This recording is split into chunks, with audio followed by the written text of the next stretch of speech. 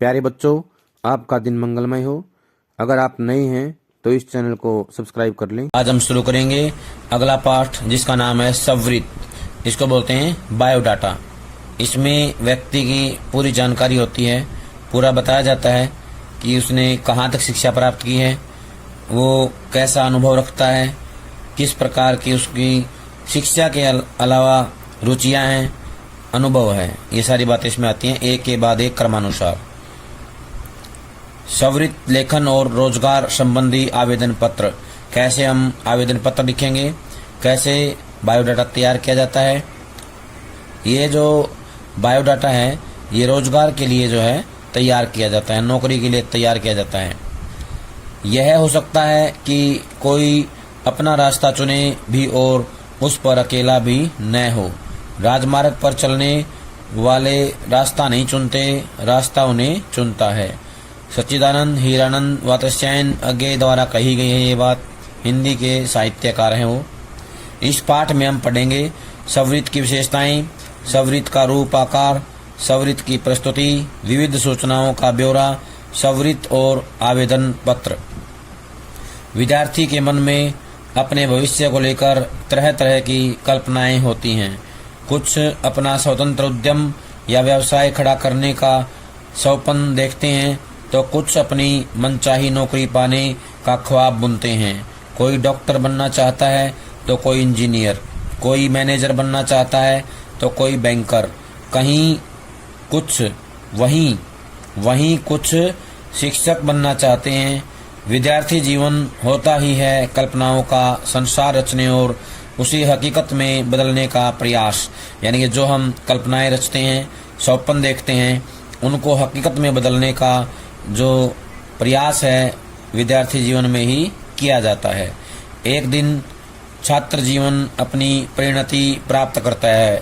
परिणति होता है पूर्णता, संपूर्णता को प्राप्त करता है और फिर हम अपनी कल्पना के महल के दरवाजे पर दस्तक देने लगते हैं। अंदर प्रवेश का अरमान संजोए। अरमान होता है इच्छाएं। लेकिन कई बार उस महल के द्वार पर प्रवेशार्थियों की अच्छी खासी भीड़ जमा हो जाती है और अंदर जगह की कमी होती है। कुछ को प्रवेश मिल पाता है और अधिकांश बाहर ही रह जाते हैं। द्वार के दोबारा खुलने की प्रतीक्षा करते हुए नरेंद्र भी वैसा ही प्रतीक्षारत विद्यार्थी है, प्रवेशार्थी है। यहाँ पर जो है नरेंद्र के माध्यम से बताया गया है कि हम नौकरी के लिए किस प्रकार स्ववृत्त तैयार करेंगे। नरेंद्र मार्केटिंग मैनेजर बनना चाहता है। सच पूछा जाए तो अंततः इसके भी बहुत आगे जाना चाहता है। इस दिशा में पहली सीढ़ी है मार्केटिंग एग्जीक्यूटिव का पद। इसके लिए नरेंद्र कुछ समय से जी तोड़ कोशिश कर रहा है, यानी कि पूरी मेहनत कर रहा है। अखबारों, बिजनेस पत्रिकाओं और इंटरनेट पर वह विज्ञापनों की तलाश करता रहता है और लगातार आवेदन भेजता रहता है, मगर या तो आवेदन का उत्तर ही नहीं मिलता या फिर नकारात्मक उत्तर आता है। आज फिर दरवाजे की घंटी बजी। बाहर पोस्टमैन खड़ा था। नरेंद्र के दिल की धड़कन बढ़ गई। आशाओं और आशंकाओं के मिश्रित उहापोह होता है द्वंद्व के साथ उसने दरवाजा खोला। पत्र किसी कंपनी से ही आया था। धड़कते हृदय के साथ लिफाफा खोला। फिर वही डाक के 3 पात, अर्थात वही परिणाम रहा जो पहले रहता था, वही नकारात्मक उत्तर। नरेंद्र के चाचा जी मुंबई से आजकल घर पर ही आए हुए हैं। चाचा जी मुंबई में एक बड़ी कंपनी के मानव संसाधन विभाग में बड़े पद पर हैं। उनकी नज़र नरेंद्र के उदास चेहरे पर पड़ती है। नरेंद्र, चेहरा इस तरह उतरा हुआ क्यों है? इतने उदास क्यों नजर आ रहे हो? वैसे तो नरेंद्र का अहम उसे अपना दुख बांटने से रोकता था, लेकिन इस समय वह फट पड़ा। जख्म ताजा ताजा था। फटफड़ना होता है अपनी सारी बातें कह देना। चाचा जी, मैं मार्केटिंग एग्जीक्यूटिव के पद के लिए न जाने कितनी बार प्रयत्न कर चुका हूँ। अगर मुझे साक्षात्कार के लिए बुलावा मिल जाए तो मुझे विश्वास है कि मैं अवश्य ही चुन लिया जाऊंगा। साक्षात्कार होता है इंटरव्यू। कंपनी के अंदर जाकर के वहां के अधिकारियों के साथ सवाल जवाब करना होता है साक्षात्कार। मगर उसकी नौबत ही नहीं आती, या तो जवाब ही नहीं आता या फिर इनकार का पत्र आ जाता है। लगता है अपने भाइयों या रिश्तेदारों को ही चुन लेते हैं। चाचा जी मुस्कुराए। मानव संसाधन विभाग में काम करने की वजह से ऐसी फब्तियां होता है ताने, फब्तियां सुनने का उनका अनुभव पुराना था। असफल उम्मीदवार कई बार अनेक तरह के उल्टे सीधे पत्र लिखते थे। उन्होंने संयत होकर नरेंद्र से कहा, बेटे ऐसी बात नहीं है। जिस तरह तुम्हें अपनी मनचाही नौकरी की तलाश है, उसी तरह कंपनियों को भी मनचाहे उम्मीदवार की खोज रहती है। मगर उनकी समस्या यह है कि वे जब भी कोई विज्ञापन निकालते हैं उनके पास सवरितों का ढेर लग जाता है। कई बार तो 5 पदों के लिए 5000 सवरित आ जाते हैं। ऐसे में किसी भी कंपनी के लिए क्या यह संभव है कि वह हर किसी को बुलाए और उनका साक्षात्कार करे? 5 पदों के लिए अधिक से अधिक 50 उम्मीदवारों को ही बुलाया जा सकता है। ये 50 उम्मीदवार सवरित के आधार पर ही चुने जाते हैं। नरेंद्र चकित होकर बोला, यानी साक्षात्कार के बाद तो 10 में से 1 को चुना जाता है, लेकिन साक्षात्कार के लिए बुलाया जाना ज्यादा कठिन है। 100 में से 1 उम्मीदवार को साक्षात्कार के लिए चुनते हैं। सवरित के आधार पर शेष 99 के हाथ निराशा ही लगती है, यानी कि उनको नकारात्मकता ही हासिल होती है। चाचा जी बोले, हाँ बेटे ऐसा ही है। हो सकता है उस 99 में कई ऐसे भी उम्मीदवार हों जो चुने गए उम्मीदवारों से अधिक योग्य हों। चूंकि उनके सवरित अच्छी तरह से बने हुए नहीं होते, इसलिए वे पीछे छूट जाते हैं। नरेंद्र के लिए यह चौंकाने वाली बात थी।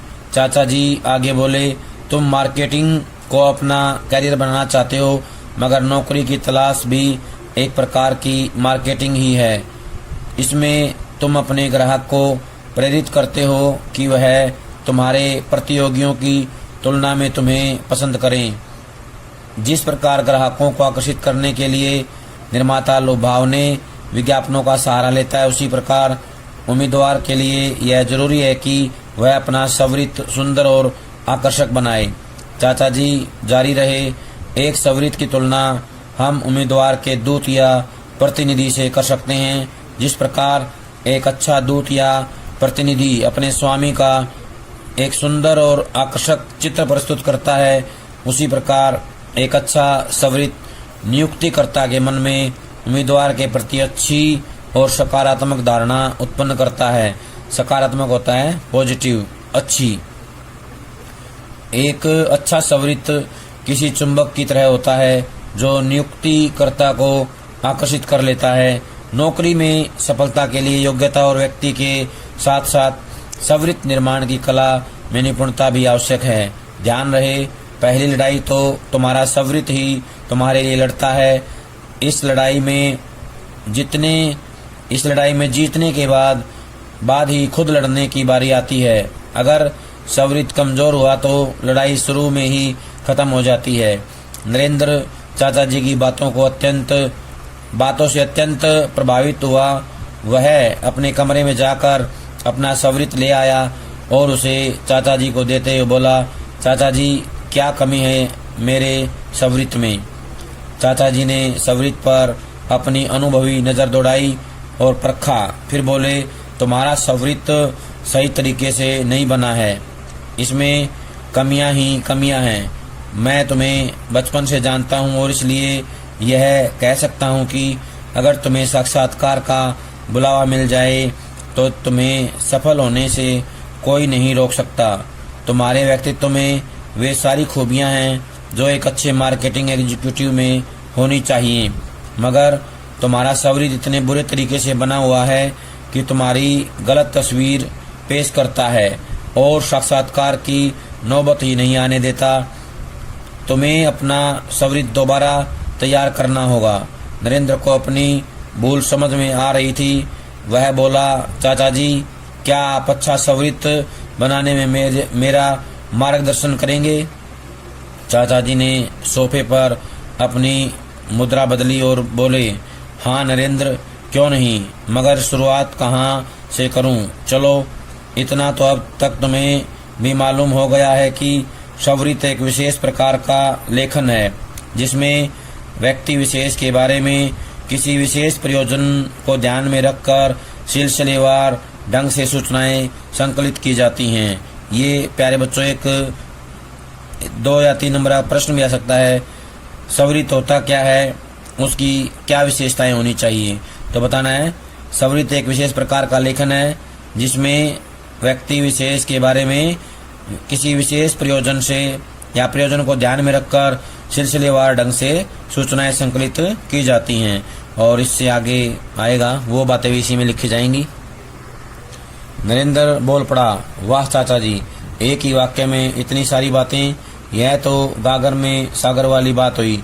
चाचा जी बोले, हाँ बेटे, सवरित में 2 पक्ष हैं। पहले पक्ष में वह व्यक्ति जिसको केंद्र में रखकर सूचनाएं संकलित की गई होती हैं। दूसरा पक्ष उस व्यक्ति या संस्था का जिसके लिए या जिसके प्रयोजन को ध्यान में रखकर सूचनाएं जुटाई जाती हैं। पहला पक्ष है उम्मीदवार, दूसरा पक्ष नियोक्ता। सच है चाचा जी, किसी भी व्यक्ति से संबंधित सूचनाओं का कोई अंत ही नहीं है, लेकिन हर सूचना नियोक्ता एक काम की नहीं हो सकती। इसलिए सवरित में वही सूचनाएं डाली जाती हैं या जा सकती हैं जिनमें दूसरे पक्ष यानी नियोक्ता की दिलचस्पी हो। वाह नरेंद्र, तुम तो खासे समझदार हो। कुछ बातें जो मैं तुम्हें बताना चाहूँगा, उनमें पहली तो यह है कि सवरित में ईमानदारी होनी चाहिए। किसी भी प्रकार के झूठे दावे या अतिशयोक्ति से बचना चाहिए। यह मत भूलो कि नियोक्ता को उम्मीदवार के चयन का खासा अनुभव होता है। गलत या बढ़ा चढ़ाकर किए गए दावों से उन्हें धोखा देने की कोशिश खतरनाक बन सकती है। अगर साक्षात्कार के लिए बुला भी लिया गया तो उस दौरान कलई खुलने का पूरा अंदेशा रहता है। कलई खुलना होता है सच्चाई सामने आ जाना या पोल खुलना, मगर इसका यह अर्थ भी नहीं है कि अपनी खूबियां और अच्छाइयां बताने में तुम कंजूसी बरतो। अपने व्यक्तित्व, ज्ञान और अनुभव के सबल पहलुओं यानी कि मजबूत पहलुओं पर जोर देना तो कभी भी नहीं भूलना चाहिए। नरेंद्र चाचा की बातें गौर से सुन रहा था। उसके मन में एक प्रश्न उभरा, चाचा जी, सवरित की भाषा शैली कैसी होनी चाहिए? सवरित में अलंकारिक भाषा की गुंजाइश नहीं है, इसलिए इसकी शैली सरल, सीधी, सटीक और साफ होनी चाहिए ताकि पढ़ने वाले को सारी बातें एक ही नज़र में स्पष्ट हो जाएं और अर्थ निकालने के लिए दिमाग पर जोर न डालना पड़े। नरेंद्र ने अगला प्रश्न पूछा, क्या सवरित के आकार प्रकार को लेकर भी कोई नियम है? चाचा जी ने जवाब दिया, इसका कोई निश्चित नियम तो नहीं है, लेकिन यह ध्यान रखना चाहिए कि सवरित न तो जरूरत से अधिक लंबा हो, न ही ज्यादा छोटा। अगर बहुत संक्षिप्त हुआ तो इसमें अनेक जरूरी चीजें आने से रह जाएंगी। दूसरी ओर यदि लंबा हुआ तो पढ़ने वाला अनेक पहलुओं को नजरअंदाज कर सकता है। लेकिन चाचा जी, आप अपने अनुभव के आधार पर कुछ गुर होता है गुण, तो बता ही सकते हैं। बेटे, ध्यान देने की बात यह है कि जब पद बहुत बड़ा होता है तो उसके लिए उम्मीदवार भी कम होते हैं। मसलन यदि मैनेजिंग डायरेक्टर के पद के लिए विज्ञापन दिया जाए तो गिनती के लोग ही अपना सवरित भेजेंगे। ये सारे लोग अच्छी योग्यता और व्यापक अनुभव वाले होंगे। अतः इस स्थिति में सवरित यदि 9-10 पृष्ठों का भी हुआ तो उसे ध्यानपूर्वक और बारीकी से पढ़ा जाएगा। लेकिन यदि नीचे के पद के लिए विज्ञापन दिया जाए तो बड़ी संख्या में आवेदन आएंगे। यहाँ पर यदि सवरित 2-3 पृष्ठ से अधिक लंबा हुआ तो पढ़ने वाला अपना धैर्य खो सकता है। यानी मेरी तरह जो कॉलेज से तुरंत निकला है, उनका सवरित 2-3 पृष्ठों से अधिक लंबा नहीं होना चाहिए। चाचा जी बोले, हाँ, मोटे तौर पर तुम ऐसा मान सकते हो। एक और बात, स्वरित साफ सुथरे ढंग से टंकित या कंप्यूटर मुद्रित होना चाहिए। व्याकरण संबंधी भूलों को भी दूर कर लेना चाहिए। ये बातें छोटी लग सकती हैं मगर उम्मीदवार के प्रति विपरीत धारणा उत्पन्न करती हैं। नियोक्ता को ऐसा लग सकता है कि उम्मीदवार या तो लापरवाह है या फिर उसकी शिक्षा दीक्षा ढंग से नहीं हुई है। नरेंद्र ने बात को आगे बढ़ाया। चाचा जी, शुरू में आपने कहा था कि स्वरित व्यक्ति विशेष के बारे में सूचनाओं का सिलसिलेवार संकलन है। क्या आप इसे और समझाएंगे? सूचनाओं का सिलसिला किस प्रकार का होना चाहिए? चाचा जी अपनी अनुभव सिद्ध वाणी में बोले, बेटे, स्वरित सूचनाओं का एक अनुशासित प्रवाह होता है, यानी इसमें प्रवाह और अनुशासन दोनों ही होने चाहिए। प्रवाह व्यक्ति परिचय से प्रारंभ होता है और शैक्षणिक योग्यता, अनुभव, प्रशिक्षण, उपलब्धियां, कार्यत्र गतिविधियां इत्यादि पड़ावों को पार करता हुआ अपनी पूर्णता प्राप्त करता है। कहने का आशय है कि अच्छा स्वरित जो है प्रवाहमयी और अनुशासित होना चाहिए। प्रवाह में प्रारंभ कहाँ से होगा? व्यक्ति परिचय से, और उसकी शैक्षणिक योग्यता, अनुभव, प्रशिक्षण, उपलब्धियां, कार्यत्र गतिविधियां इत्यादि पड़ावों से गुजरता हुआ अपनी पूर्णता को प्राप्त होता है। ये विशेषताएं उसमें होनी चाहिए। स्वरित के जो ये अव्यय मैंने तुम्हें बताए हैं वे केवल उदाहरण के लिए हैं। आवश्यकता अनुसार इनमें फेरबदल किया जा सकता है। नरेंद्र ने जिज्ञासा प्रकट की कि व्यक्ति परिचय में क्या क्या बातें होनी चाहिए। चाचा जी ने समझाया कि व्यक्ति परिचय के अंतर्गत उम्मीदवार का नाम, जन्म तिथि, उम्र, पत्र, व्यवहार का पता, टेलीफोन नंबर, ईमेल का पता आदि सूचनाएं दी जाती हैं। व्यक्ति परिचय में जन्म तिथि तथा माता पिता का नाम अवश्य डालना चाहिए। जिन पदों के लिए बड़ी संख्या में आवेदन आते हैं वहां एक ही नाम के कई उम्मीदवार होते हैं। पिता के नाम और जन्म तिथि के आधार पर उनमें आसानी से भेद किया जा सकता है। नरेंद्र ने अगला सवाल उठाया, चाचा जी, व्यक्ति परिचय के बाद किस प्रकार की सूचनाएं डाली जानी चाहिए? यदि उम्मीदवार किसी बड़े पद के लिए आवेदन कर रहा है और बहुत अनुभवी है तो अनुभव की चर्चा व्यक्ति परिचय के तुरंत बाद डाली जा सकती है। लेकिन तुम्हारी तरह जो कॉलेज से तुरंत ही बाहर निकले हैं उन्हें व्यक्ति परिचय के तत्काल बाद अपनी शैक्षणिक योग्यताओं की चर्चा करनी चाहिए। शैक्षणिक योग्यताओं से संबंधित सूचनाएं एक सारणी के रूप में प्रस्तुत की जानी चाहिए, जिनमें प्राप्त डिप्लोमा या डिग्री का विवरण, स्कूल या कॉलेज का नाम, बोर्ड या विश्वविद्यालय का नाम, संबंधित परीक्षा का वर्ष, परीक्षा के विषय, प्राप्तांक, प्रतिशत और श्रेणी का उल्लेख होना चाहिए। यानी कि ये बातें सिलसिलेवार आनी चाहिए।